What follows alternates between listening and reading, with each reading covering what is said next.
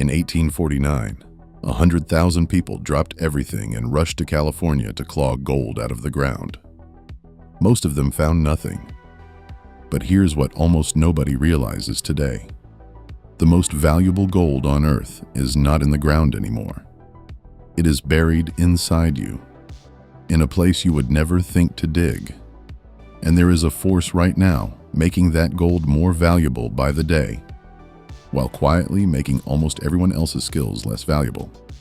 Because a man named Naval Ravikant pointed out a split that may decide who wins and who struggles over the next decade. There are two kinds of knowledge. One kind is rapidly becoming abundant. The other is becoming the new gold, and you are probably sitting on a vein of it without even realizing it. Naval calls the first kind generic knowledge, the stuff anyone can be trained to do, the information sitting in textbooks, tutorials, and step-by-step instructions. And here is the brutal reality. Artificial intelligence can now perform much of that work instantly. If your value comes entirely from generic knowledge, you are competing against tools that get faster every year. But there is another kind, specific knowledge. The knowledge that comes from your unique interests, experiences, obsessions, and combinations of skills. The kind that is difficult to copy because it is deeply tied to who you are. So how do you find it? Naval gave a test so simple, it almost sounds like a joke. It is the thing that feels like play to you, but looks like work to everyone else. The subject you fall down rabbit holes researching for fun. The skill people are surprised you are good at because it always felt natural to you. The thing you would do even if nobody assigned it. That gap, your effortless versus their effort, is often where the gold is buried. And most people walk right past it because it felt too easy to be valuable.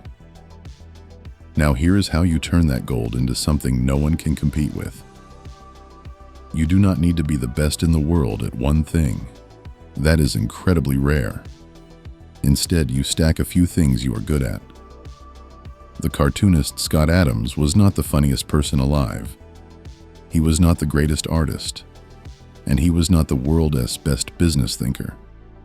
But he was good at all three. And that rare combination made him unique. Stack your specific skills. Aim them at a narrow niche. And suddenly you are no longer competing with everyone. You become the only person who does exactly what you do.